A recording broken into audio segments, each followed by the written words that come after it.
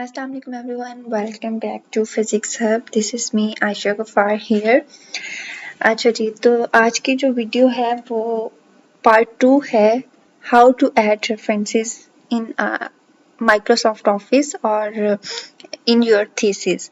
सो आज के इस वीडियो में मैं बताऊंगी कि after installing EndNote, how to use EndNote and how to put references in your thesis using EndNote basically. So जब हमने कल की वीडियो में देखा था कि EndNote इंस्टॉल कर लिया, इंस्टॉल करने के बाद EndNote लाइब्रेरी बना ली और जब ये सारा काम कर लिया जाएगा तो आपके पास जो आपका माइक्रोसॉफ्ट ऑफिस है, वर्ड है बेसिकली, उसको जब आप ओपन करेंगे तो आपके पास इस तरह का, जैसे मेरे पास ऊपर प्रॉम्प्ट शो हो रही है EndNote 20, तो आपके पास EndNote जो भी वर्जन है वो शो होना शुरू हो जाएगा. अब उसके बाद आपने, जैसे ये मैंने इंट्रोडक्शन लिखा हुआ है एक पेपर का, थीसिस का सॉरी, तो आप इस तरह से इंट्रोडक्शन लिखेंगे. लाइक मैंने ये यहाँ पर एक रेफरेंस डाला हुआ है, तो वो रेफरेंस मैं कैसे डालूंगी यूजिंग EndNote, आज मैं विद एग्जांपल आपको करके दिखाऊंगी, समझाऊंगी. अच्छा, तो फॉर एग्जांपल ये वाला जो इंट्रोडक्शन है, मैंने सीजियम इंडिकम एल जो है एक सीड की एक टाइप है जो कि यूज हो रही है एक्सपेरिमेंट में, तो मैंने इसके अकॉर्डिंगली इंट्रोडक्शन लिखना है. तो मैं क्या करूँगी कि मैं गूगल स्कॉलर पे जाती हूँ, यहाँ से मैं टाइप करती हूँ गूगल स्कॉलर पे गई. यहाँ से मुझे कोई भी अपने वर्क से रिलेटेड पेपर चाहिए, तो मैं यहाँ पे लिखती हूँ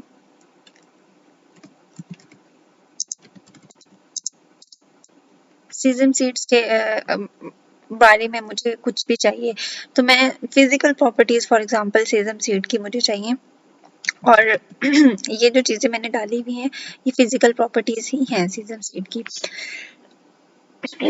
तो अभी मैं क्या कर रही हूँ कि मुझे यहाँ पर इसका रेफरेंस ऐड करना है. तो इसका रेफरेंस ऐड करने के लिए क्या करते हैं कि ये वाला पेपर है जिसको मैंने ओपन किया था और जिससे मैंने एब्स्ट्रैक्ट से ही डिफरेंट काइंड ऑफ डेटा लिया था और फिर उसके बाद इसके इंट्रोडक्शन से बेसिकली थोड़ी सी चीज़ें ली थी. तो मुझे इस सारे डेटा में से साइट करना है रेफरेंस. तो मैं क्या करूँगी कि यहाँ पे साइट पे जाऊँगी, यहाँ से साइट पे जाने के बाद EndNote पे क्लिक करूँगी और मेरा जो रेफरेंस है वो ऑटोमेटिकली यहाँ पर डाउनलोड हो जाएगा. आफ्टर डाउनलोडिंग मैं रेफरेंस के ऊपर क्लिक करूँगी और मेरे पास जो मेरी लाइब्रेरी मैंने बनाई थी वो ऑटोमेटिकली ओपन हो जाएगी. तो यहाँ पर देखें कि हम अभी जो मैंने रेफरेंस साइट किया है वो डाउनलोड होके यहाँ पे आ गया है. तो यहाँ पर आपको एक चीज़ का ध्यान रखना है कि मैंने जो स्टाइल सेलेक्ट किया हुआ है, नंबर सेलेक्ट किया हुआ है, तो वो different teachers, different universities, different supervisors, different type of उनकी गाइडलाइंस होती हैं, तो उसके अकॉर्डिंगली अपने बच्चों का थीसिस सेट कराते हैं. तो आपको अगर नंबर्ड में चाहिए तो आप नंबर्ड से कर लें. अगर आपको APSC स्टाइल चाहिए, एनोटेटेड स्टाइल चाहिए, जो भी ऑथर डेट स्टाइल चाहिए, आपको वैनकूवर स्टाइल चाहिए, तो वो आप उसके अकॉर्डिंगली उसको सेट कर सकते हैं. मुझे नंबर चाहिए था, मैंने इसको नंबर पे किया हुआ है. यहाँ पर मुझे अपना रेफरेंस जो है वो साइट करना है इंटेक्स साइटेशन के थ्रू. तो फिर मैं क्या करूँगी कि मैं जाऊँगी लाइब्रेरी के अंदर. लाइब्रेरी में जाने के बाद मैं यहाँ से इस पर क्लिक करूँगी और यहाँ पर इंसर्ट साइटेशन, जो 2 एनोटेटेड डॉट्स लगे हुए हैं उनके ऊपर जाऊंगी और मैं इसके ऊपर क्लिक करूंगी. जब मैं इसके ऊपर क्लिक करूंगी तो मेरे पास ऑटोमेटिकली यहाँ पर सेकंड नंबर पे रेफरेंस ऐड हो जाएगा. कल मैंने एक बात बताई थी कि हम मैनुअली भी इंसर्ट कर सकते हैं. हम क्यों EndNote यूज़ करते हैं, हम क्यों कोई सॉफ्टवेयर यूज़ करते हैं इंसर्ट करने के लिए, हम मैनुअली क्यों इंसर्ट नहीं कर सकते. तो मैनुअली इंसर्ट इसलिए नहीं कर सकते, पहली बात तो ये कि आप यहाँ पर मैनुअली इंसर्ट करेंगे तो आपको यहाँ पे 1 देना पड़ेगा और उसके बाद आप नीचे जब आते हैं, आपको जो रेफरेंस वाला सेक्शन होता है वहाँ पर ये पूरा का पूरा रेफरेंस लिखना इम्पॉसिबल है. मतलब आप पहले उसके ऑथर का नाम लिखेंगे और फिर उसके बाद उसका टाइटल लिखेंगे, फिर ईयर लिखेंगे, फिर पेज नंबर लिखेंगे और पब्लिकेशन ईयर लिखेंगे, पब्लिकेशन सीरीज लिखेंगे, वॉल्यूम लिखेंगे, एटसेट्रा एटसेट्रा. बहुत सारी चीज़ें होती हैं. और दूसरी बात ये कि अगर आप इसको EndNote यूज़ करते हुए आप रेफरेंस साइट कर रहे हैं तो इसका एक फ़ायदा ये भी है कि अगर आपने यहाँ पे 1 दे दिया है, यहाँ पे ऑटोमेटिकली 2 हो जाएगा। और अगर मैं यहाँ से इस 2 को ख़त्म करना चाह रही हूँ, मतलब मैं ये पैराग्राफ ख़त्म करना चाह रही हूँ, मुझे ये पैराग्राफ चाहिए ही नहीं, तो मैं उसका रेफरेंस भी ख़त्म करूँगी। तो उसका रेफरेंस भी ख़त्म करने का फ़ायदा ये है कि यहाँ से मैं रेफरेंस ख़त्म करूँगी और नीचे मैंने अगर 10 रेफरेंस और दिए हुए हैं तो वो इसके अकॉर्डिंगली खुद ब खुद सेट हो जाएंगे। मतलब ये वाला रेफरेंस फर्स्ट हो जाएगा, ये 2 मैंने ख़त्म किया है तो यहाँ से ये 2 ख़त्म होके ये वाला जो रेफरेंस है 3 वाला, इसकी जगह पे ऑटोमेटिकली 2 आ जाएगा। तो वो ऑटोमेटिकली इसकी जो सेटिंग है वो चेंज होती रहती है, जो कि बहुत इम्पॉर्टेंट भी है एक लिहाज से एक स्टूडेंट के लिए। जब वो थीसिस राइट कर रहा होता है तो उसको प्रॉब्लम्स फेस नहीं करना पड़ती। अच्छा, तो एक तो ये सीन था कि हम ऑटोमेटिकली किस तरह से साइट कर सकते हैं references using Google scholar. Google scholar से बहुत इजी है रेफरेंस साइट करना, लेकिन कभी कभी हमें गूगल स्कॉलर से चीज़ें नहीं मिल रही होती। कभी किसी स्टूडेंट को रिसर्च मेथोडोलॉजी और रिजल्ट्स में, कभी कभी डिस्कशन में बेसिकली कुछ ऐसी चीज़ें होती हैं, इंट्रोडक्शन में भी कुछ ऐसी चीज़ें होती हैं जो कि गूगल स्कॉलर से नहीं मिलती। तो तब वो स्टूडेंट क्या करे, तब वो स्टूडेंट ये करता है कि जैसे मुझे इसी थीसिस के अंदर सीजियम इंडिकिन के अलावा मुझे यहाँ पर एल्बिनो रैट्स इसका डेटा चाहिए था।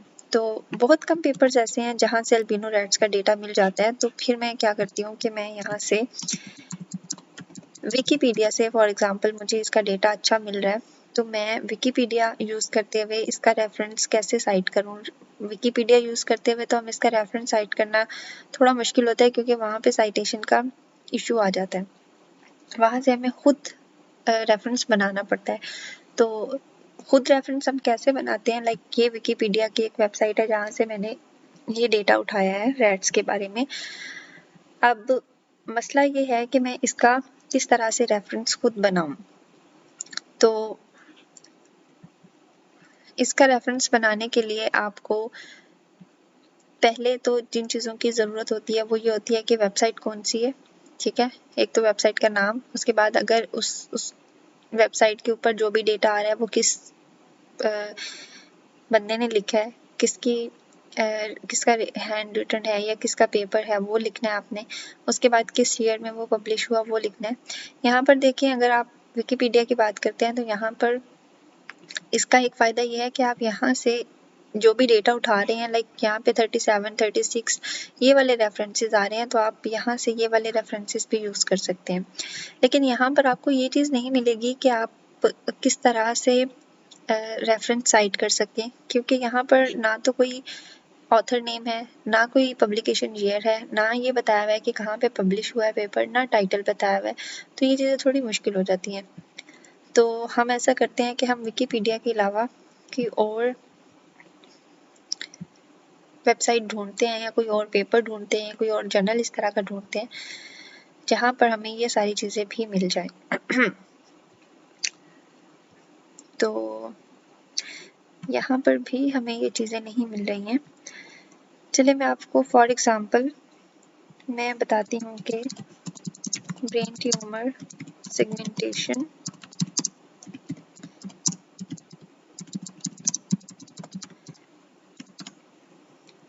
ये है एक वेबसाइट। फॉर एग्जांपल मुझे यहाँ से ये डेटा ढूंढना है।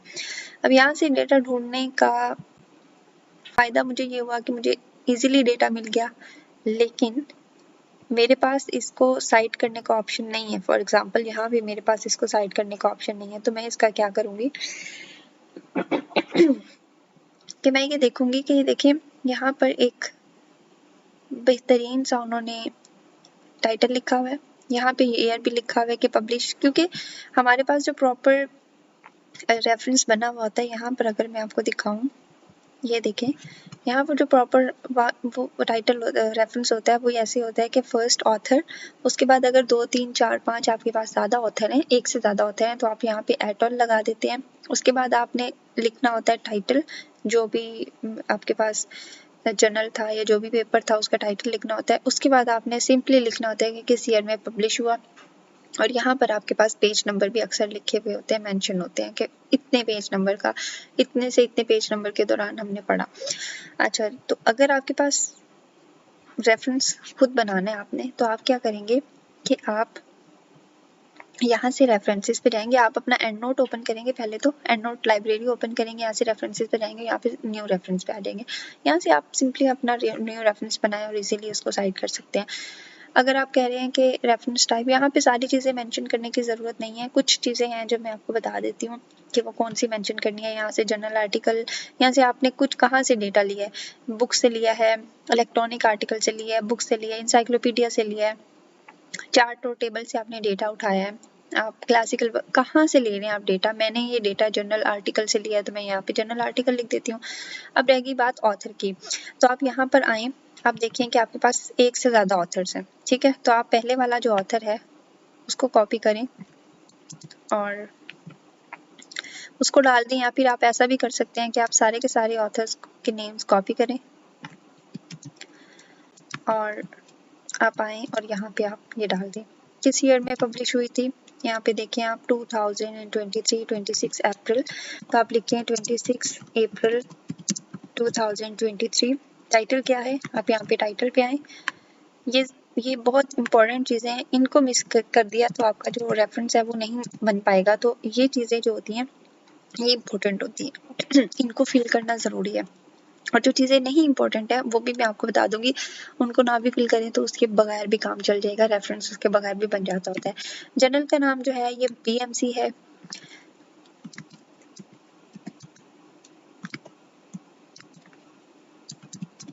BMC आप लिख सकते हैं या पूरा भी लिखते हैं, medical informatics and decision making भी लिख सकते हैं, नो डाउट। तो जो आपको इजी लगे, मतलब जो आपको सही लगे। वॉल्यूम अगर आपके पास यहाँ पे दिया हुआ है तो लिखते हैं, और अगर नहीं दिया हुआ तो इट्स ओके, इसके बगैर भी काम चल जाएगा। इशू भी, अगर आपके पास कोई बुक है तो बुक का वॉल्यूम और बुक का इशू जो है वो ज़्यादा इंपॉर्टेंट चीज़ें होती हैं, तो वो लिखते हैं तो अच्छा रेफरेंस एक्साइट हो जाएगा। पेजेस बुक के मेंशन होते हैं कि इतने पेज से इतने पेज तक हमने ये डेटा यूज़ किया। और आर्टिकल टाइप में, जर्नल आर्टिकल में तो पेजेस अगर लिखने हैं तो आपकी मर्जी है, अदरवाइज जर्नल आर्टिकल में काम चल जाता है। बुक का होता है कि टोटल पेजेस इतने हैं, स्टार्ट पेज इतना है, और यहाँ से आप शॉर्ट टाइटल और ये चीज़ें आप छोड़ सकते हैं, स्किप कर सकते हैं। यहाँ पर जो मेन चीज़ है, पहली ये 4 चीज़ें फिल करने के बाद जो मेन चीज़ है आपके पास, जर्नल आर्टिकल की मैं बात कर रही हूँ, वो ये है कि आपने URL लाजमी देना है जिस पे जर्नल आर्टिकल का, ये इसका URL है, यहाँ से URL कॉपी करें, यहाँ पे आप इसका URL दें।